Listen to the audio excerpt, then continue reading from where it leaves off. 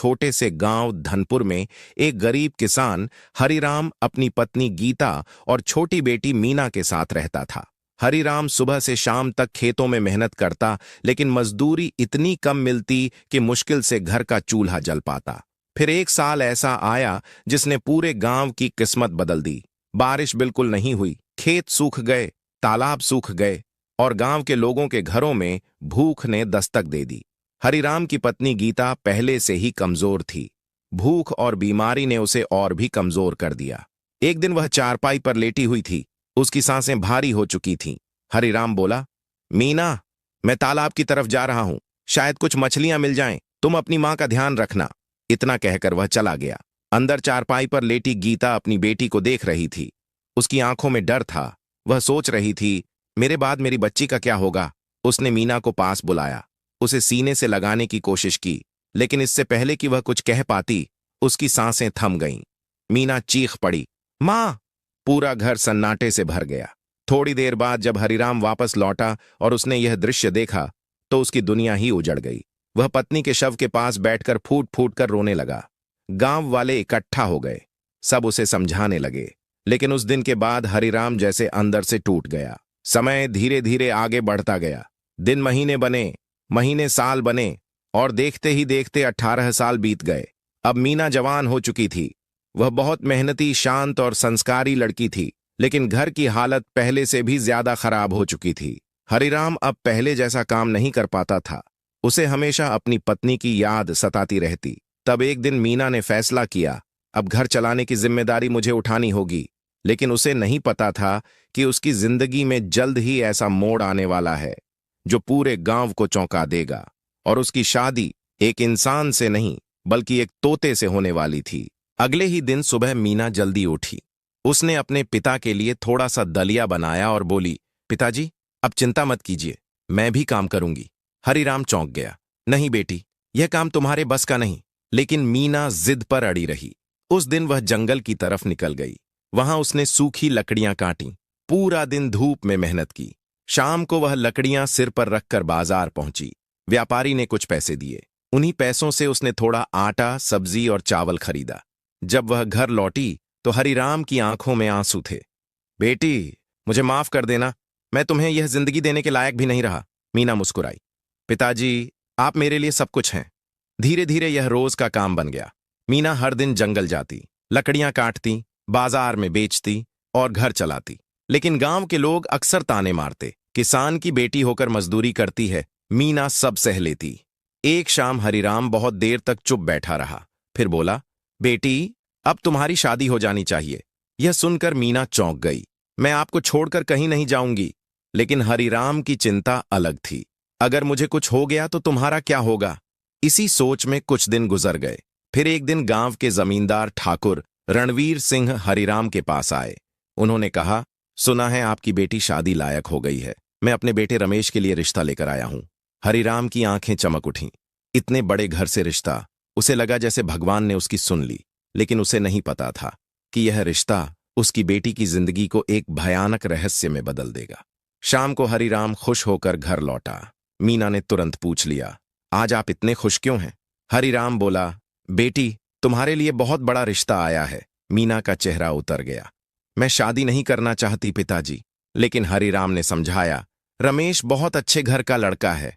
मीना सोच में पड़ गई। वह जानती थी कि उसके पिता उसकी भलाई ही चाहते हैं। काफी देर तक चुप रहने के बाद उसने धीरे से कहा, अगर इससे आपको खुशी मिलती है तो मैं तैयार हूं। कुछ ही दिनों में शादी की तैयारी शुरू हो गई। गांव में खुशी का माहौल था। लोग कह रहे थे, देखो गरीब किसान की बेटी कितने बड़े घर में जा रही है। लेकिन उसी गांव के बाहर एक घने जंगल में एक बूढ़ी औरत आग के सामने बैठी थी। उसकी आंखों में अजीब चमक थी।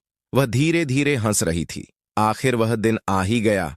उसके पास एक लड़की खड़ी थी। मां, क्या सच में वह श्राप पूरा होगा? बूढ़ी औरत बोली, हां, जिस दिन उस लड़के की शादी होगी वह इंसान नहीं रहेगा, वह एक तोता बन जाएगा। और वह जोर जोर से हंसने लगी। आखिर वह दिन आ ही गया जिसका इंतजार पूरे गांव को था। सुबह से ही किसान हरिराम के छोटे से घर में चहल पहल शुरू हो गई थी। पड़ोस की औरतें आकर मीना को तैयार करा रही थीं। किसी ने उसके बाल संवार दिए, किसी ने हाथों में मेहंदी लगा दी और किसी ने उसके माथे पर सुंदर सा बिंदी सजा दिया। लेकिन इन सब के बीच मीना के चेहरे पर खुशी कम और चिंता ज्यादा थी।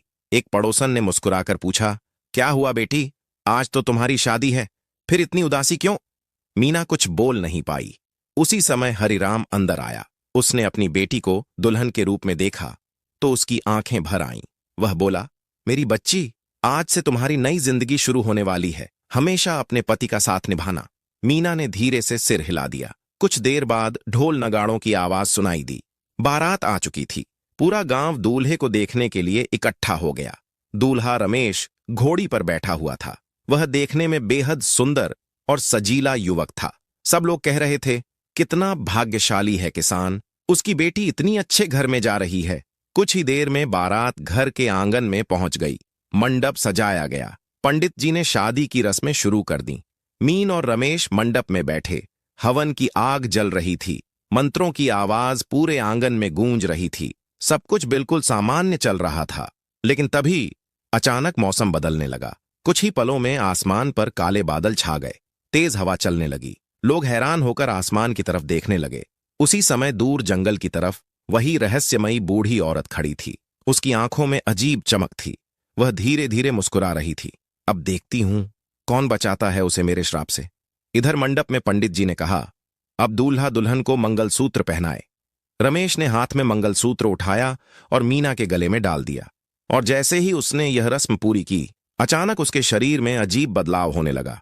पहले उसकी आवाज बदलने लगी, फिर उसके हाथ कांपने लगे। लोग घबरा गए। क्या हुआ दूल्हे को?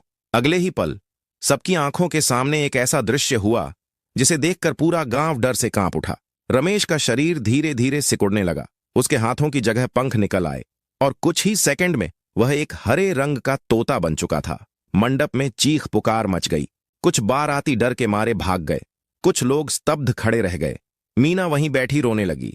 यह क्या हो गया? और तभी पंडित जी ने गंभीर आवाज में कहा, अब भाग्य का निर्णय हो चुका है। जिसने तुम्हें मंगलसूत्र पहनाया वही अब तुम्हारा पति है। मीना के सामने अब एक ही सच था, उसका पति अब एक तोता बन चुका था। लेकिन असली सवाल अभी बाकी था, आखिर ऐसा श्राप किसने दिया था और क्यों? शादी के मंडप में जो हुआ था उसकी चर्चा पूरे गांव में आग की तरह फैल गई। लोग अब भी हैरान थे। किसी इंसान का अचानक तोता बन जाना, यह कैसे हो सकता है? लेकिन अब जो होना था वह हो चुका था। पंडित जी ने साफ शब्दों में कहा, शादी की रस्म पूरी हो चुकी है, मंगलसूत्र पहनाया जा चुका है, इसलिए यह तोता ही अब मीना का पति माना जाएगा। यह सुनकर हरिराम का दिल टूट गया। लेकिन समाज की परंपराओं के सामने वह कुछ भी नहीं कर सकता था। आखिरकार भारी मन से उसने अपनी बेटी को विदा कर दिया। मीना ने अपने पिता के पैर छुए। उसकी आंखों से आंसू रुक ही नहीं रहे थे। हरिराम ने कांपती आवाज में कहा, बेटी, चाहे जो हो जाए, अपने पति का साथ मत छोड़ना। मीना ने सिर झुका लिया। कुछ ही देर बाद वह अपने हाथों में उस तोते को लेकर अपने ससुराल की ओर चल पड़ी। जब वह ठाकुर रणवीर सिंह के घर पहुंची तो वहां सब लोग दूल्हे का इंतजार कर रहे थे। दरवाजे पर खड़ी रमेश की मां ने पूछा, बहू, तुम अकेली क्यों आई हो? मेरा बेटा कहाँ है? मीना की आंखों से फिर आंसू निकल आए। उसने धीरे से अपने हाथ में पकड़े तोते की तरफ इशारा किया। यही आपके बेटे हैं। सभी लोग हैरान रह गए। क्या बकवास कर रही हो? तब मीना ने शादी में हुई पूरी घटना सबको बता दी। कुछ देर के लिए पूरा घर बिल्कुल शांत हो गया। फिर अचानक रमेश की मां जोर से चिल्लाई, मनहूस लड़की, तेरी वजह से मेरे बेटे की यह हालत हुई है। घर के बाकी लोग भी मीना को घूरने लगे। एक रिश्तेदार बोला, जरूर इसने ही कोई जादू टोना किया होगा। दूसरा बोला, ऐसी अपशकुनी लड़की को घर में रखना ही गलत है। बेचारी मीना चुपचाप खड़ी सब सुनती रही। उसके पास सफाई देने के लिए कोई शब्द नहीं थे। उस रात उसे घर के एक छोटे से कमरे में रहने को दिया गया। अब उसकी जिंदगी बिल्कुल बदल चुकी थी। सुबह से रात तक उसे सारे घर का काम करना पड़ता, बर्तन धोना, पानी भरना, झाड़ू लगाना, और लोग उसे नाम से नहीं पुकारते थे। सब उसे कहते, ए तोते की बीवी, जरा इधर आ। ये सुनकर हर बार मीना प्लस का दिल टूट जाता।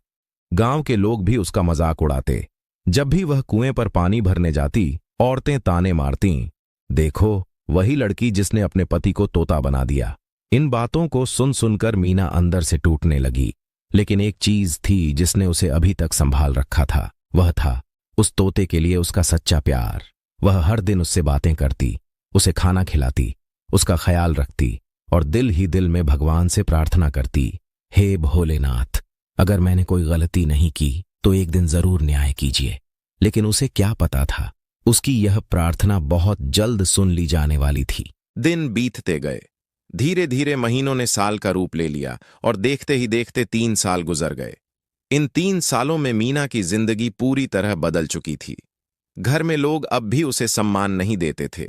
सास जब भी पुकारती तो कहती, ए तोते की बीवी, जल्दी आ और बर्तन साफ कर। गांव वाले भी उसका मजाक उड़ाते। कुएं पर पानी भरते समय औरतें ताने मारतीं, देखो वही मनहूस लड़की जिसकी शादी के दिन ही उसका पति तोता बन गया। इन बातों को सुनकर मीना की आंखें भर आतीं, लेकिन उसने कभी किसी से शिकायत नहीं की। उसने चुपचाप अपने भाग्य को स्वीकार कर लिया था। हर शाम वह अपने कमरे में बैठकर उस तोते से बातें करती। आज फिर सबने मुझे बहुत कुछ कहा, लेकिन मुझे फर्क नहीं पड़ता। तुम चाहे जैसे भी हो, मेरे पति हो। तोता चुपचाप उसे देखता रहता। कभी कभी ऐसा लगता जैसे वह सब कुछ समझ रहा हो। मीना उसका बहुत ध्यान रखती थी, समय पर खाना देती, पानी पिलाती और उसे अपने हाथों से सहलाती। लेकिन उसके दिल में एक ही सवाल हर दिन उठता, भगवान, आखिर मेरी गलती क्या है? एक दिन सुबह सुबह मीना मंदिर गई। वह भगवान शिव के सामने खड़ी हो गई। उसने शिवलिंग पर जल चढ़ाया और हाथ जोड़कर बोली, हे भोलेनाथ, अगर मैंने कोई पाप नहीं किया तो मेरे पति को इस श्राप से मुक्त कर दीजिए। ये कहते कहते उसकी आंखों से आंसू गिरने लगे। उसकी सच्ची भक्ति देखकर मानो भगवान भी पिघल गए। उसी समय मंदिर की सीढ़ियों पर एक साधारण सा भिक्षु आकर बैठ गया। लंबी दाढ़ी, सादा कपड़ा और आंखों में अजीब सी शांति।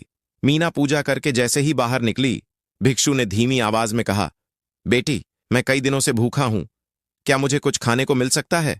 मीना तुरंत बोली, बाबा जी, मेरा घर यहीं पास में है, आप चलिए, मैं आपको भोजन कराती हूं। भिक्षु मुस्कुराया। वह मीना के साथ उसके घर चला गया। घर पहुंचकर मीना ने जमीन पर आसन बिछाया, फिर रसोई में जाकर चावल और सब्जी की थाली बनाकर लाई। भिक्षु ने बड़े प्रेम से भोजन किया। खाना खत्म होने के बाद उसने मीना की तरफ गौर से देखा, फिर बोला, बेटी, तुम्हारे चेहरे पर बहुत दुख दिखाई देता है। क्या तुम्हारी जिंदगी में कोई बड़ा संकट है? यह सुनते ही मीना की आंखों से आंसू बहने लगे। वह बोली, बाबा जी, मेरे पास सब कुछ होते हुए भी कुछ नहीं है। यह तोता जो आप देख रहे हैं, यही मेरे पति हैं। भिक्षु की आंखों में अचानक एक अलग सी चमक आ गई। वह बोला, अगर तुम चाहो तो मैं तुम्हारे पति के इस रहस्य को जान सकता हूं। मीना चौंक गई। क्या सच में ऐसा संभव है? भिक्षु ने आंखें बंद कर लीं और जैसे ही उसने ध्यान लगाया, तोते के शरीर में अचानक एक दिव्य प्रकाश समाने लगा और अगले ही पल कुछ ऐसा हुआ जो पिछले 3 सालों में कभी नहीं हुआ था। तोता अचानक बोल पड़ा, मीना, क्या तुम्हें मेरी आवाज सुनाई दे रही है? मीना स्तब्ध रह गई, क्योंकि अब वह तोता इंसानों की तरह बात कर रहा था। तोते की आवाज सुनकर मीना जैसे पत्थर की तरह वहीं खड़ी रह गई। उसने कांपती आवाज में कहा, रमेश, क्या सच में यह तुम हो? तोते ने सिर हिलाया। हाँ मीना, मैं ही रमेश हूं। मीना की आंखों से आंसू बहने लगे। 3 सालों से वह जिस तोते से बात करती थी, आज वही उससे इंसानों की तरह बात कर रहा था। भिक्षु शांत बैठा सब देख रहा था। फिर उसने धीरे से कहा, अब समय आ गया है कि सच्चाई सामने आए। बताओ, आखिर तुम्हें यह श्राप किसने दिया? तोते ने गहरी सांस ली। फिर उसने अपना अतीत बताना शुरू किया। यह बात आज से लगभग 8 साल पहले की है।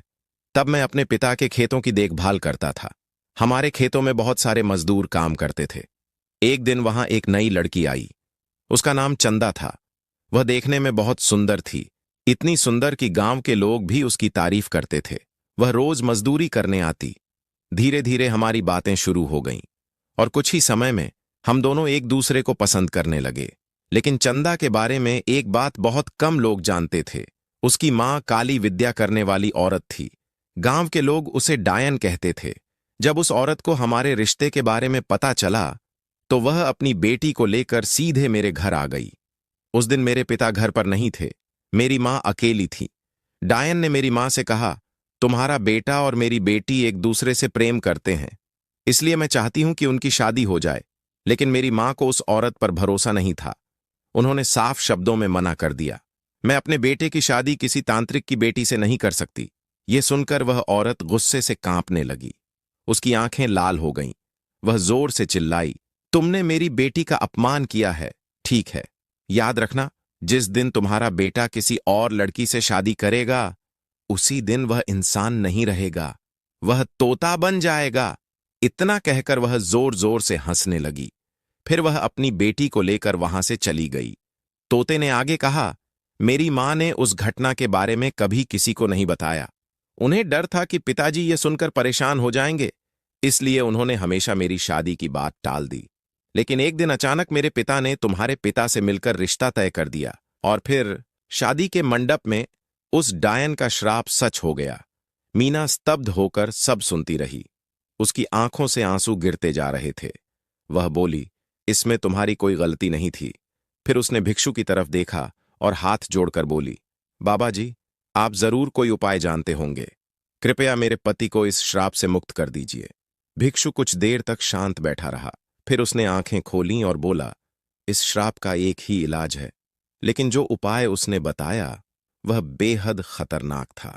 भिक्षु की बात सुनकर मीना और रमेश दोनों ध्यान से उसकी तरफ देखने लगे।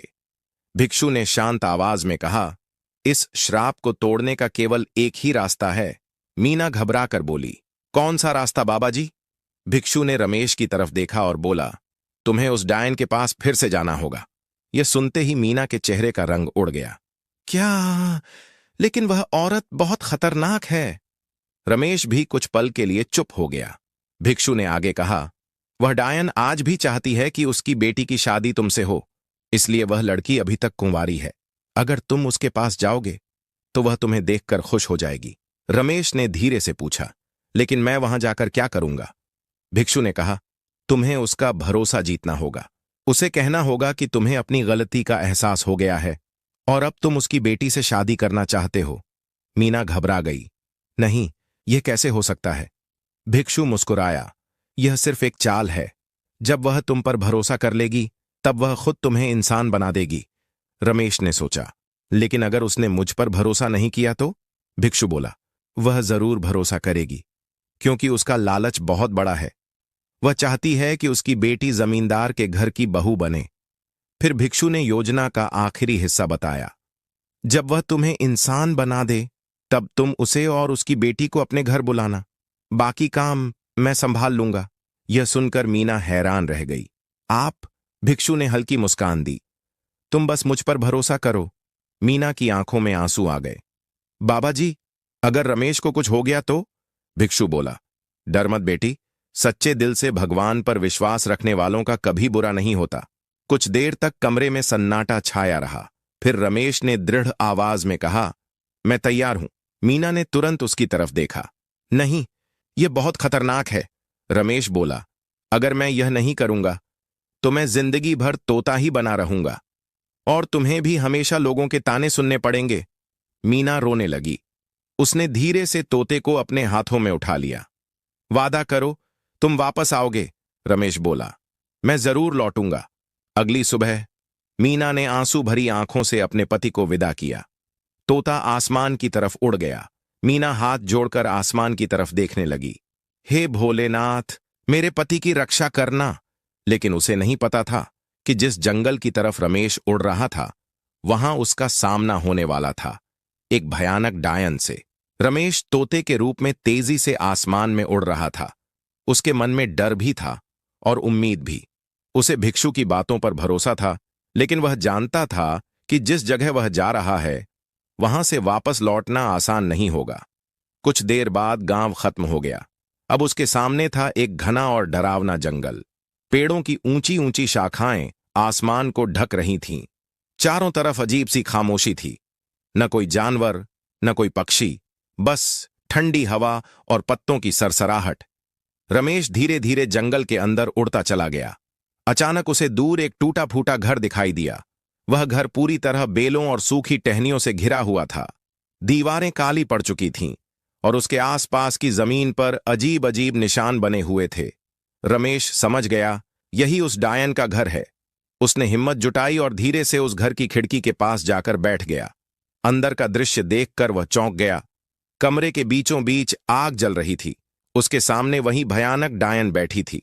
उसके बाल बिखरे हुए थे, आंखें लाल चमक रही थीं, और वह अपने हाथों में एक अजीब सी गुड़िया लेकर कुछ मंत्र पढ़ रही थी। अचानक वह जोर जोर से हंसने लगी। हाँ, हाँ, हाँ, कब तक छिपेगा मुझसे, रमेश? रमेश का दिल धड़क उठा। वह समझ गया कि डायन को उसके आने का पता चल चुका है। कुछ ही पल बाद वह डायन दरवाजे की तरफ मुड़ी। उसकी नजर सीधे खिड़की पर बैठी उस तोते पर पड़ी। वह मुस्कुराने लगी। आओ रमेश, मुझे पता था एक दिन तुम जरूर मेरे पास लौटोगे। रमेश ने डर को छुपाते हुए कहा। मुझसे गलती हो गई थी। डायन की आंखें चमक उठीं। कैसी गलती? रमेश बोला। मुझे तुम्हारी बेटी से शादी कर लेनी चाहिए थी, लेकिन मैंने तुम्हारा अपमान किया। अब मुझे अपनी गलती का एहसास हो गया है। यह सुनकर डायन की हंसी और तेज हो गई। तो आखिर तोता बनकर तुम्हारी अक्ल ठिकाने आ ही गई। तभी अंदर से एक लड़की बाहर आई। वह थी चंदा, वही लड़की जिससे रमेश कभी प्यार करता था। वह रमेश को देखकर खुश हो गई। मां, देखो, रमेश वापस आ गया। डायन ने रमेश की तरफ देखा। अगर तुम सच में अपनी गलती सुधारना चाहते हो तो अभी मेरी बेटी से शादी करो। रमेश बोला। मैं तैयार हूं, लेकिन एक विनती है। डायन ने भौहें सिकोड़ लीं। क्या? रमेश बोला। मैं चाहता हूं कि पहले आप मुझे इंसान बना दें, ताकि मैं अपनी होने वाली पत्नी के साथ इज्जत से घर लौट सकूं। डायन कुछ पल तक उसे घूरती रही, फिर उसके चेहरे पर एक लालची मुस्कान आ गई। ठीक है, आज मैं तुम्हें फिर से इंसान बना देती हूं।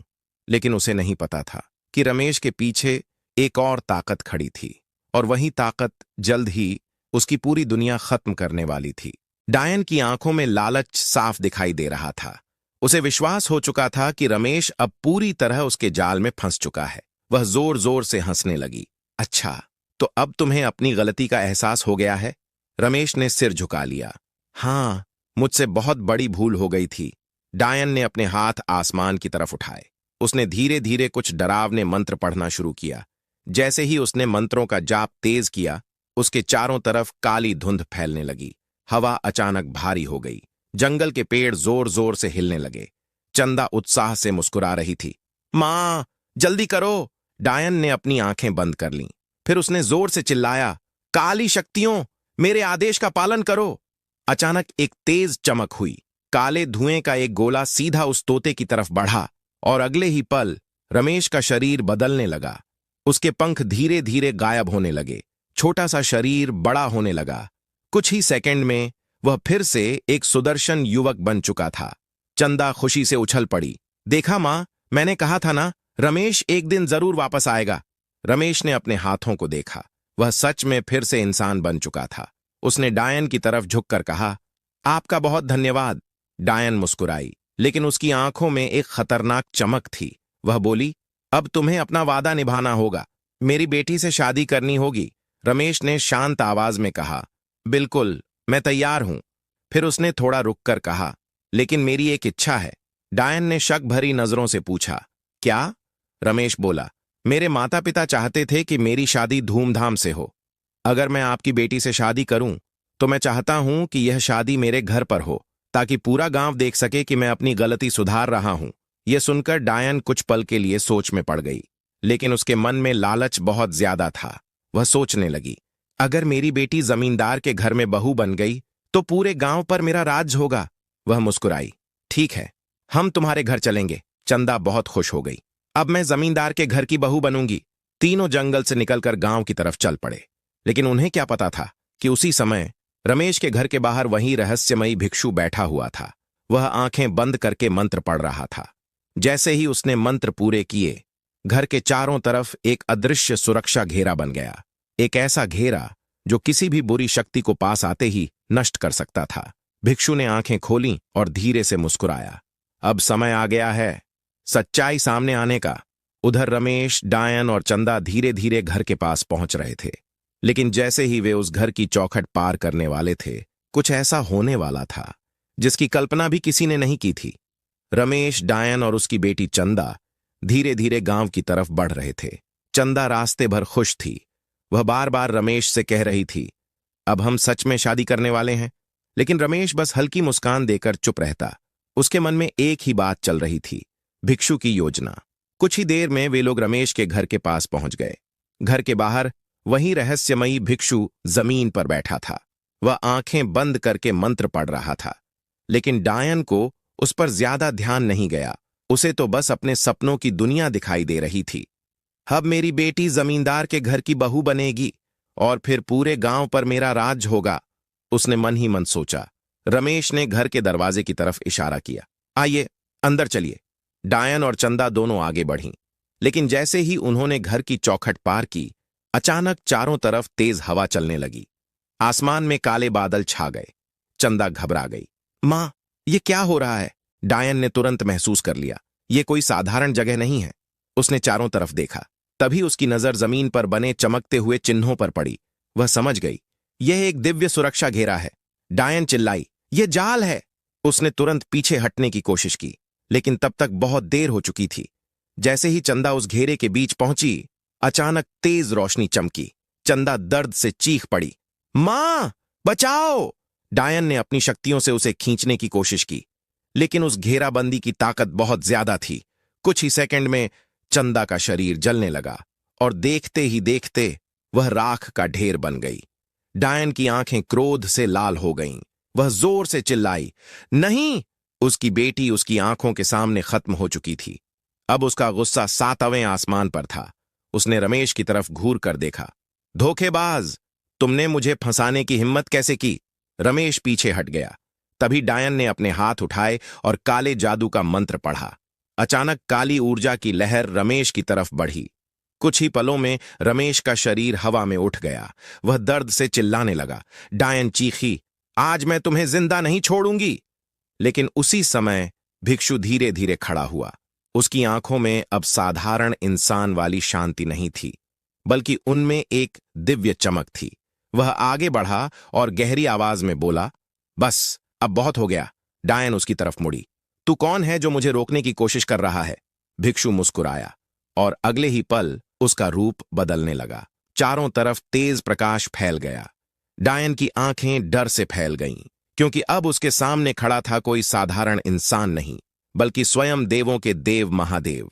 जैसे ही भिक्षु का रूप बदलने लगा, चारों तरफ तेज दिव्य प्रकाश फैल गया। हवा अचानक शांत हो गई। आसमान में गूंजती हुई एक गहरी आवाज सुनाई दी।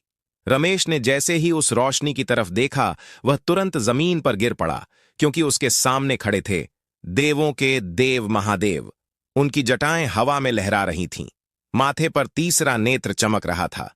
गले में नाग लिपटा हुआ था और उनके हाथ में त्रिशूल दमक रहा था। यह दृश्य देखकर मीना भी घर के अंदर से बाहर आ गई। जैसे ही उसने महादेव को देखा, वह तुरंत उनके चरणों में गिर पड़ी। उसकी आंखों से आंसू बहने लगे। हे भोलेनाथ, आपने हमारी पुकार सुन ली। लेकिन उधर डायन गुस्से से कांप रही थी। वह चीखी, तो यह सब तुम्हारा खेल था? तुमने मुझे धोखे से यहां बुलाया। शिवजी शांत खड़े रहे। फिर उन्होंने गंभीर आवाज में कहा, तुमने निर्दोष लोगों पर अत्याचार किया है। अपने स्वार्थ और क्रोध में तुमने कई जिंदगियां बर्बाद की हैं। डायन जोर से हंसने लगी। तुम मुझे रोक नहीं सकते, मेरे पास भी काली शक्तियां हैं। उसने तुरंत अपने हाथ उठाए और मंत्र पढ़ने लगी। अचानक उसके चारों तरफ काले धुएं का भंवर बनने लगा। आसमान फिर से काला हो गया। पेड़ जोर जोर से हिलने लगे। डायन ने अपनी सारी ताकत इकट्ठी कर ली। फिर उसने काली ऊर्जा की एक बड़ी लहर शिवजी की तरफ भेजी। लेकिन वह ऊर्जा जैसे ही शिवजी के पास पहुंची, वह खुद ही राख बनकर हवा में बिखर गई। डायन चौंक गई। यह कैसे संभव है? शिवजी की आंखों में अब क्रोध दिखाई देने लगा। उन्होंने कहा, अहंकार हमेशा विनाश की ओर ले जाता है और तुम्हारा समय अब समाप्त हो चुका है।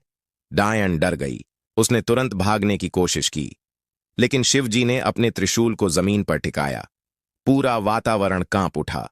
डायन की शक्तियां कमजोर पड़ने लगीं। वह जमीन पर गिर पड़ी। अब उसके चेहरे पर डर साफ दिखाई दे रहा था। वह कांपती हुई आवाज में बोली, मुझे माफ कर दो। लेकिन अब बहुत देर हो चुकी थी। शिवजी ने धीरे धीरे अपनी तीसरी आंख खोली। जैसे ही तीसरा नेत्र खुला, उससे निकलने वाली अग्नि सीधी डायन की तरफ बढ़ी। डायन जोर से चीखी। कुछ ही पलों में उसका पूरा शरीर जलने लगा और देखते ही देखते वह भी राख का ढेर बन गई। चारों तरफ अचानक शांति छा गई। अंधेरा खत्म हो गया। आसमान साफ हो गया। रमेश और मीना दोनों शिवजी के सामने हाथ जोड़कर खड़े थे, लेकिन अभी एक और चमत्कार होना बाकी था, क्योंकि शिव जी अब उनकी जिंदगी हमेशा के लिए बदलने वाले थे। डायन के राख में बदलते ही पूरे वातावरण में एक गहरी शांति छा गई। जो जंगल अभी कुछ देर पहले डर और अंधेरे से भरा हुआ था, अब वहां हल्की ठंडी हवा चल रही थी। आसमान भी साफ हो चुका था। रमेश और मीना दोनों हाथ जोड़कर भगवान शिव के सामने खड़े थे। उनकी आंखों में कृतज्ञता और राहत के आंसू थे। मीना धीरे से बोली, हे भोलेनाथ, अगर आप समय पर नहीं आते तो आज हमारा क्या होता, हम सोच भी नहीं सकते। रमेश भी भावुक होकर बोला, प्रभु, आपने हमें उस भयानक श्राप से मुक्त कर दिया। हम आपका यह उपकार कभी नहीं भूलेंगे। भगवान शिव ने शांत मुस्कान के साथ उनकी तरफ देखा। उन्होंने कहा, मीना, तुम्हारी सच्ची भक्ति और अपने पति के प्रति तुम्हारी निष्ठा ने मुझे यहां आने के लिए विवश कर दिया। तुमने 3 साल तक बिना किसी शिकायत के सब कुछ सहा। यही सच्चे प्रेम और धैर्य की पहचान है। मीना की आंखें फिर भर आईं। वह बोली, प्रभु, मैं तो बस अपने पति को बचाना चाहती थी। शिव जी ने रमेश की तरफ देखा, और तुम्हें भी अपने किए की गलती का एहसास हो चुका है। रमेश ने सिर झुका लिया। हाँ प्रभु, मैंने पहले अपने अहंकार में आकर कई गलतियां की। शिव जी बोले, मनुष्य की सबसे बड़ी ताकत उसका पश्चाताप और सुधार की इच्छा होती है। फिर उन्होंने अपना हाथ उठाया। एक दिव्य प्रकाश चारों तरफ फैल गया। उस प्रकाश ने रमेश और अनीता दोनों को घेर लिया। कुछ ही पलों में उनके चारों तरफ की सारी नकारात्मक ऊर्जा समाप्त हो गई। अब रमेश पूरी तरह उस श्राप से मुक्त हो चुका था। शिवजी ने आशीर्वाद देते हुए कहा, आज से तुम्हारी जिंदगी में कोई बाधा नहीं आएगी। तुम दोनों सदा सुखी रहोगे। फिर उन्होंने एक और वरदान दिया, तुम्हारे घर में कभी धन और अन्न की कमी नहीं होगी। यह सुनकर दोनों बहुत खुश हो गए। मीना बोली, प्रभु, आपने हमें नई जिंदगी दे दी। शिवजी मुस्कुराए, लेकिन याद रखना, जीवन में कभी भी किसी के साथ अन्याय मत करना। इतना कहकर भगवान शिव धीरे धीरे प्रकाश में विलीन होने लगे। कुछ ही पलों में वह वहां से अंतर्धान हो गए।